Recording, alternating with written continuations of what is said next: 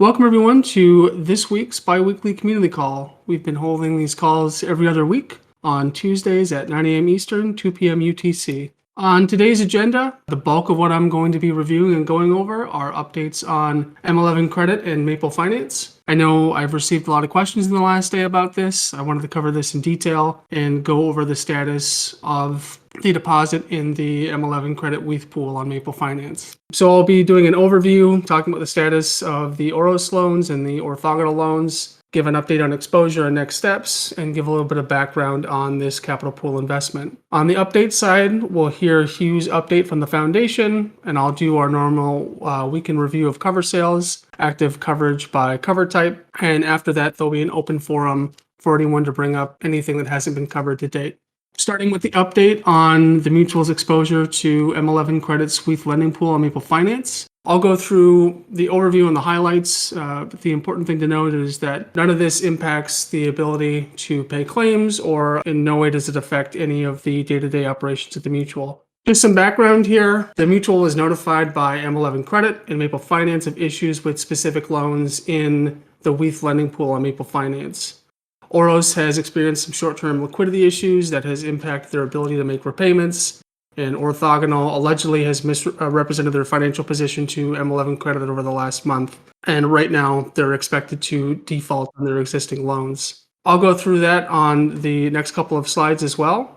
Once the mutual was aware of this, we took swift action to initiate the 10-day waiting period to withdraw all available funds from the M11 credit pool on Maple. We took swift action and initiated that 10-day waiting period to withdraw all available funds from the wETH lending pool on Maple. It doesn't impact, again, our ability to pay claims or the day-to-day operations of the mutual. At this time, expected losses represent an estimated 1.5% to 2.6% of the mutual's capital pool assets. If we look at the status of the Auros loans in the wETH lending pool, we were made aware of the short-term liquidity issues that impacted Auros' ability to make repayments. M11 Credit and Maple have provided comms on this over the last several days. The first announcement that came out was on the 30th of November from M11 Credit, and they talked about the short-term liquidity issues with one specific loan for 2,400 ETH. And Auros issued a statement on the 1st of December. M11 Credit followed up and shared another statement on the 1st of December. And the last statement that I've seen from M11 Credit was from yesterday. They were saying that they've been in conversation with Auros, and the updates they've received as of yesterday sounds like they are working towards a potential solution to access liquidity for them so that they can meet their obligations and pay back their existing loans in the wETH lending pool. Hopefully there's a positive outcome for this. At this time, based on what we know, we are expecting a high rate of recovery on the wETH loans made to Auros. So we'll provide updates on this as this develops over time as well. But M11 Credit and Maple have both been great about keeping open comms on this as well. For the orthogonal trading loans in the M11 Credit wETH pool, Orthogonal has allegedly misrepresented their finances, and this has impacted their ability to make any repayments. At this time, it sounds like they are expected to default on all outstanding loan obligations. Both Maple and M11 Credit have stated that they are open to pursuing all available legal avenues, which include litigation or arbitration. When lenders deposit into a pool and borrowers borrow from that pool, borrowers specifically have off-chain legal agreements with Maple Finance. M11 referred to this as their master loan agreement in their announcement. M11 said that they've issued a notice of default and that they are also looking at taking all appropriate legal avenues to recover funds for lenders. They can go through a legal process to access funds from Orthogonal Trading as well. I think as early as this morning, Orthogonal Trading issued a statement, but there really wasn't much to it. As a result, Maple has severed all ties with Orthogonal, so Orthogonal has access to none of the liquidity in any of the pools on Maple. And based on this, looking at the impact that we're expecting with the Auros loans, the situation is a bit more fluid, but if there are losses, they're expected to be less than that we're experiencing with Orthogonal Trading. Based on what we know currently, the mutual should expect to take a loss of around 2,461 ETH on the Orthogonal Trading loans, and that represents 1.6% of the capital pool assets. So we're waiting for that 10-day waiting period to elapse before any funds can be withdrawn from that pool. This decision was made to maximize the recovery for the mutual. There is a forum post on the governance forum where members can decide on the appropriate actions going forward, given that we have time to discuss because of that 10-day waiting period. There is a link to that forum post in the thread for today's call as well. I encourage everyone to review that and share any of their thoughts or comments there on how we can progress forward. And then just a little bit of background on capital allocation to the M11 Credit wETH pool on Maple. This originally started as a proposal that was put up by the Dow investment team. This was posted on the 4th of May. This was discussed over several months before transitioning to an on-chain vote per Nexus's governance process. You can read more about that in the docs as well. But over that period of time, members weighed in, shared their thoughts. On the engineering side, technical due diligence was done. And then once everything was in place, Proposal 172 was put up. And this was transitioned to an on-chain vote that was open for voting on the 8th of August. And it closed for voting on the 11th of August. And at the time that this passed, it received more than 99% approval from members. And then on the 16th of August, 15,348 ETH was sent to the Enzyme Vault, where we managed the deposit in the M11 Credit wETH pool on Maple Finance. All of this information as well is included in the docs in the Nexus Financial section. Anybody can review that as well. And then I've seen some questions from members. I just wanted to go over some of these facts to fact check a couple things and address some of these questions I've seen. Some people have asked if Maple was listed on Nexus Mutual. Maple Finance has never been listed on Nexus Mutual, and it's not currently listed on there. You can always check and see what is listed on the mutual by going to the Nexus Mutual interface and seeing the protocols, custodians, or yield token products that are listed on the mutual. The mutual has never borrowed any funds from Maple Finance. I saw somebody state that, I think on Twitter. At no time has the mutual been anything but a lender in the wETH pool on Maple Finance. Some people have asked if the investment has gone to zero. No, it is not. If you look at the token contract, it doesn't show any value, but that's the nature of the deposit in Maple Finance. That's why we use Chainlink Proof of Reserve with the Enzyme Vault so that we can get an accurate price for the assets that are deposited in Maple. There's information on that in the Nexus Financial section of the docs. We also released an announcement when the deposit was first made outlining how we use Chainlink Proof of Reserve to get that pricing information. Again, we are expected to take a loss, but as of right now, Orthogonal hasn't defaulted on their loans because they haven't yet come to maturity. But all of that information is available on Maple as well. And people have asked if this impacts our ability to pay claims. As I've said before, it does not. After you factor in the expected loss, the capital pool will still have 150,732 ETH, which is more than enough to cover existing liabilities and more than enough to cover the liabilities for the claims that will be able to be filed in February for FTX, BlockFi, and Gemini Earn. I'll keep including updates in the newsletter about the M11 Credit wETH pool and about our exposure to those custody cover products that come up in February as well. But I know I've covered quite a bit. I want to open it up and ask if anybody has any questions. Okay. If there are no questions, and of course we can address any questions at the end as well, I am going to hand things over to Hugh to give his weekly update from the foundation. Hugh? Cool, thanks Lee. Hey everybody.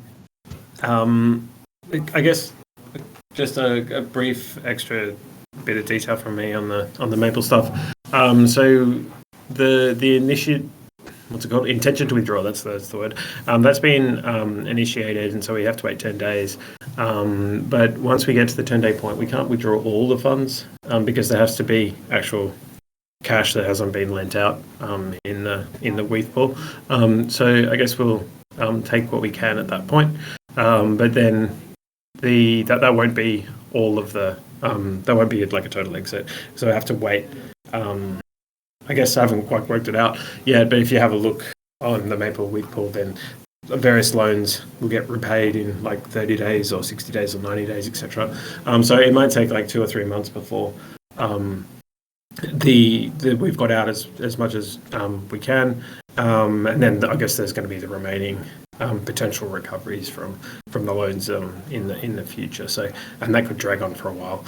So the point being, it's not in 10 days' time we'll get what we can, but there's still the opportunity to withdraw more if that's what members want. So yeah, get on the forums and discuss what you'd like to do. Yeah, so I guess obviously that's been a bit of a over the weekend and stuff. That's been a bit of a focus, just trying to coordinate and understand what's going on there. But I guess more broadly, V2 wise, we are now in audit. Big achievement. So everything is feature complete from the core team's point of view. We're just in audit and like heavy testing mode. So Bootnode have been helping us ramp up the testing, and that's going really well. So we're kind of putting together plans and like coordinating timelines and for a kind of expected launch on V2. We're not going to do anything before the end of the year, before Christmas, but basically we'll come back hopefully before Christmas and let you know what the rough timeline we're working to is. So that's really exciting. It is all kind of coming together at the moment. I guess one of the kind of working through some of the details on migration, and especially with existing stakers, how they want to kind of move to either run their own syndicate or delegate to other syndicates and stuff like that. So I'm kind of working through a little bit of detail on there and what makes the most sense. So really exciting on the V2 side of things. That's a big component. And I guess other things going on. D&O insurance is probably worth just a brief comment on it again. I think I may have mentioned it last time, but worth mentioning again.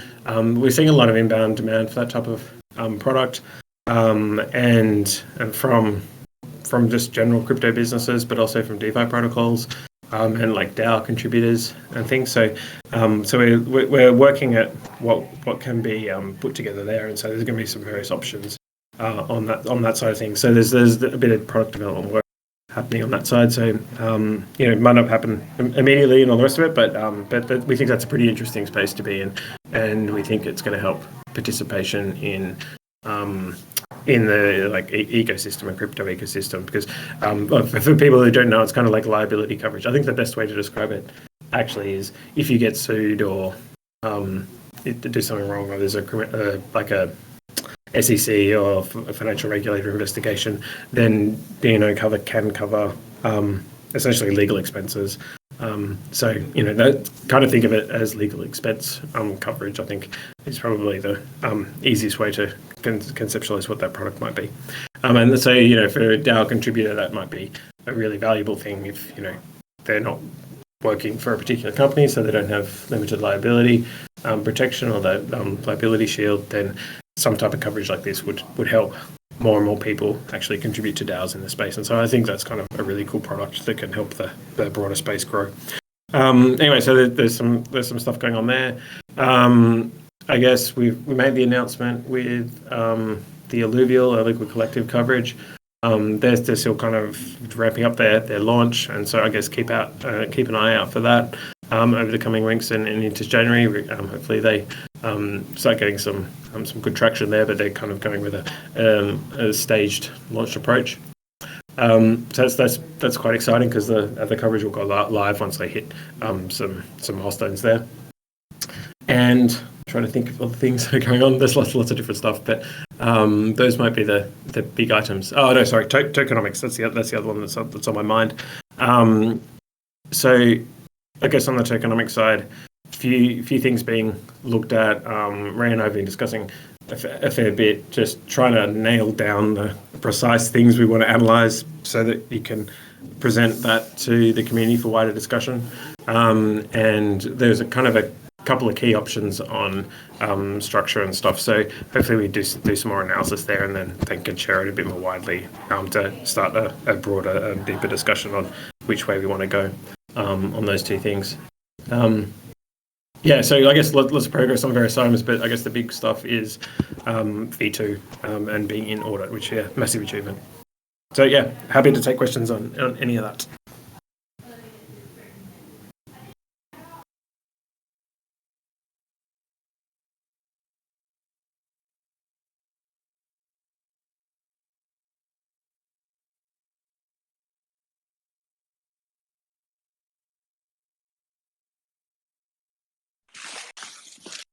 I have a question on Maple, if that's okay to just go back to that quickly.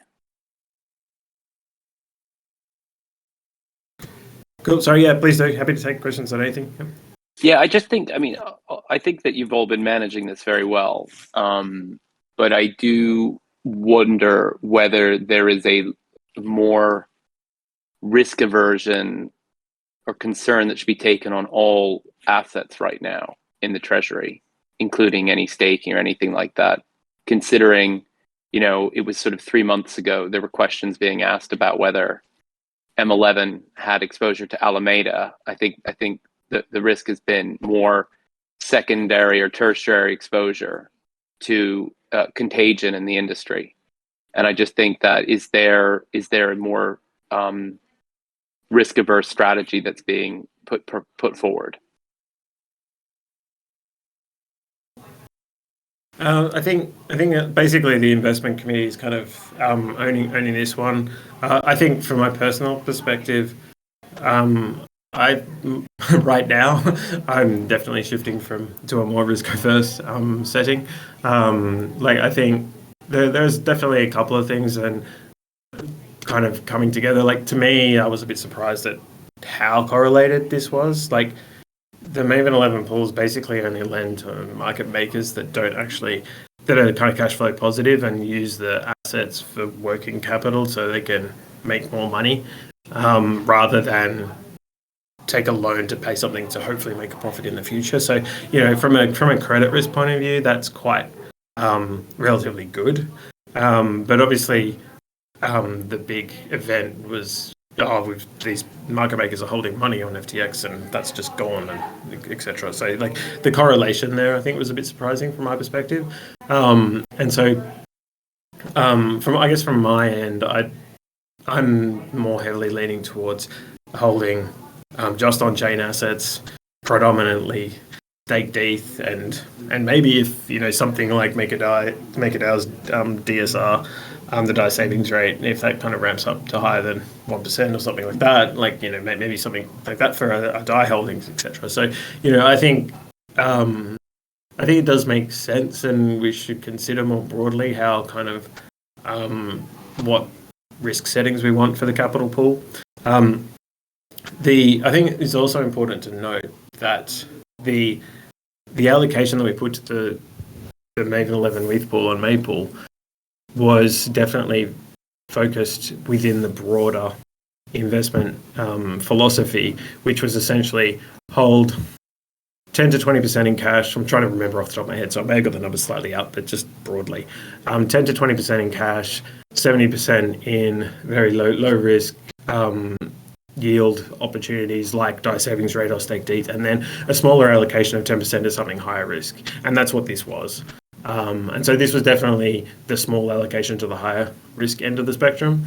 On reflection, obviously, the risk reward hasn't paid off. So yeah, that's the first thing. But it wasn't as if the mutual had this risk setting that we'll just go after aggressive stuff. This was specifically the 10% that we thought, it's worth going after a little bit of extra yield on. Obviously, it didn't turn out so great. So I think in general, that investment philosophy is worth reviewing. As when something big like this happens, it's definitely worth reviewing. I don't think it's fundamentally wrong. But there is kind of a decision point to be made. Like, do you want to go after those types of returns, or do you just want nothing in that kind of higher risk bucket? You want a more conservative setting, and that would be totally reasonable from my perspective. I guess there is an investment philosophy out there. It's worth having a look at again. Investment committee is probably the best place to drive it, but we should have discussions on the forums as a broader membership group. And I think it's been well handled considering that. And if this is tail end risk from a very volatile and uncertain market, then it's not the worst outcome considering. But I just think in terms of a systemic event like FTX should create potentially a more agile risk-off strategy earlier. and maybe that, even acting a couple of weeks ago might have helped. But that's my only suggestion in that sense. But otherwise, I think you guys are handling this pretty well considering.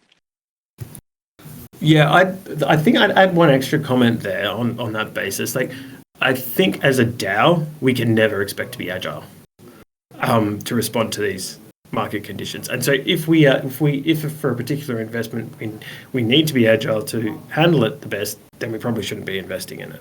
And I think that should become more of a factor in the investment philosophy. So I think like definitely a point, and I mean I take it on board, and I think the investment committee would also take it on board. But it's sometimes it's hard to reason through these things all in a theoretical sense, but they've become very stark in reality.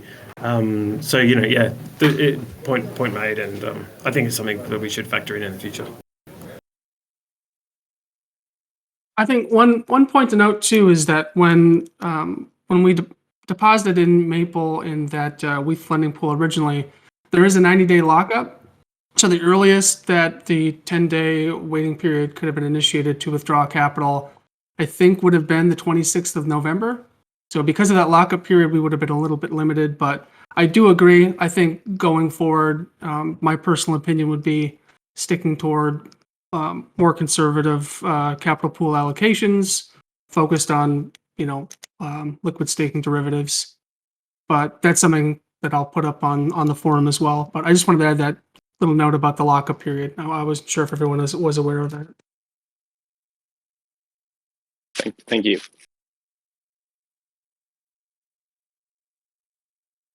Another idea maybe is find some wrap Nexus Mutual. Quite cheap at the moment. It's quite risk averse as well, I think. What do you guys think? Compared to Maple, I think.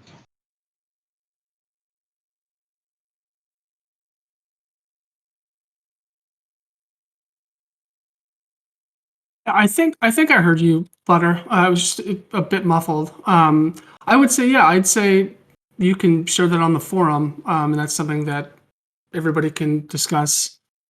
At this point in time, I guess I'd like to see how this resolves before exploring a buyback of WNXM. But yeah, I think that's something for the DAO investment team to look at and review as well. But I encourage you to put that up on the forum. Yeah, sorry, I think I had my finger on the microphone, sorry. Yeah, because it's quite undervalued if you kind of do the maths. Like you've got I can't remember the exact numbers, but 120 million or something in the DAO, maybe more.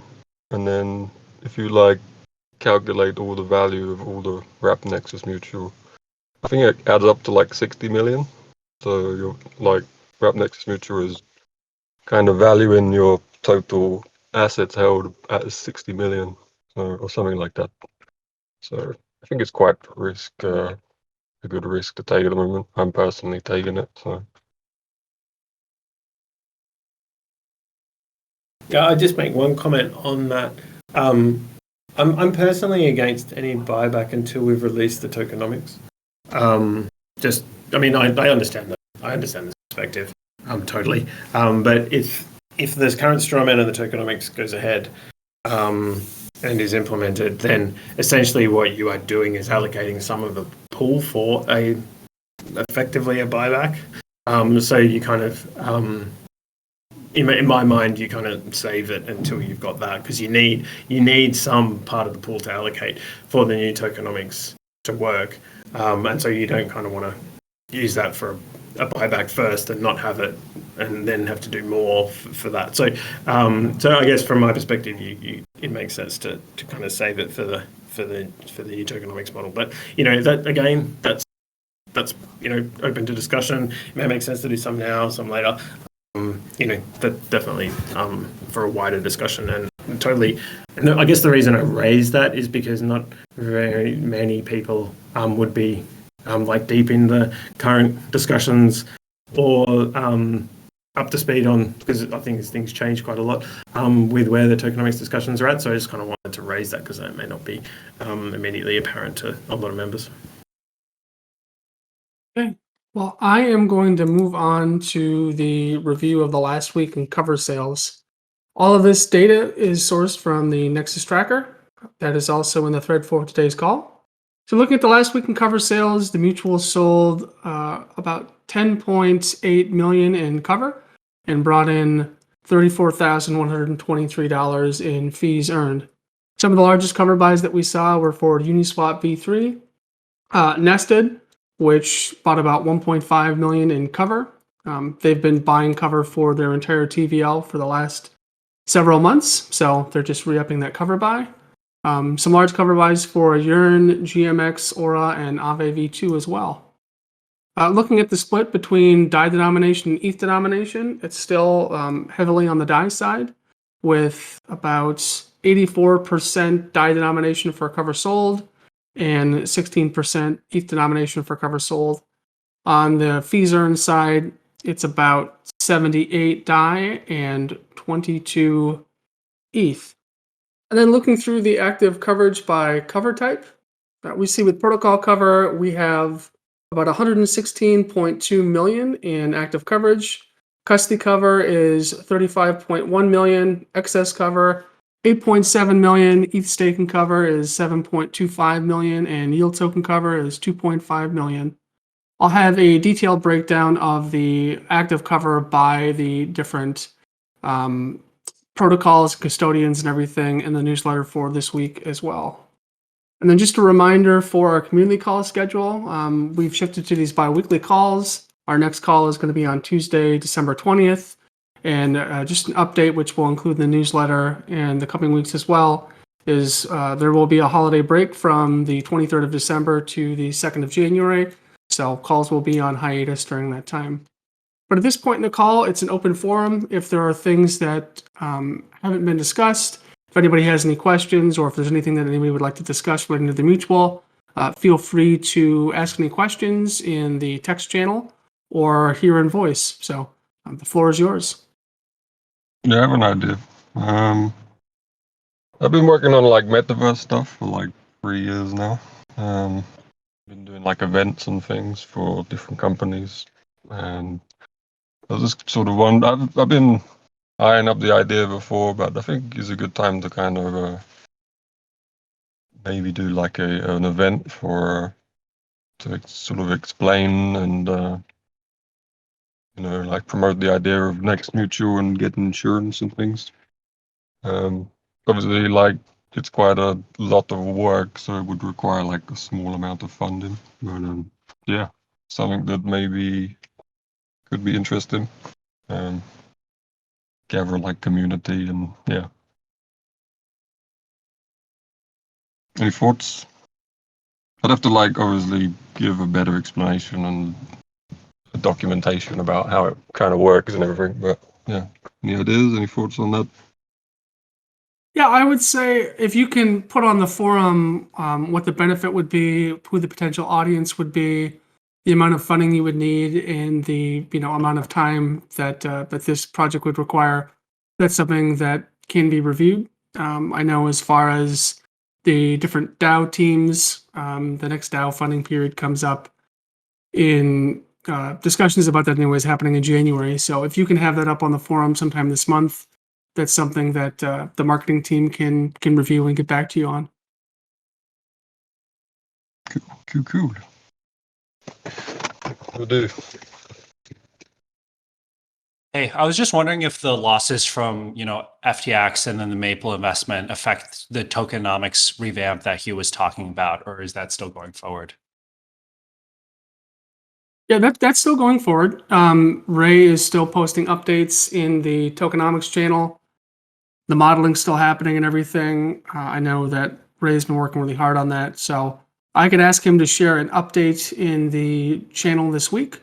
But no, that's not affected by any of the claim payouts that are going to come in February or this event with Maple or anything like that. So that's still full steam ahead. Got it. Thanks. Mm-hmm. All right. If there are no other questions or comments, I can wrap up the call. Thank you, everybody, for joining us today. I know This has kind of been a difficult start to the week, but I'm looking forward to some positive resolution here on things happening with Maple. We'll continue to keep people updated. When I have more information, I can provide updates in the newsletter or here on Discord and on Twitter. I hope everybody has a great rest of their day and a wonderful rest of their week, and we will see you on the call 2 weeks from now. But look to the newsletter this week for further updates.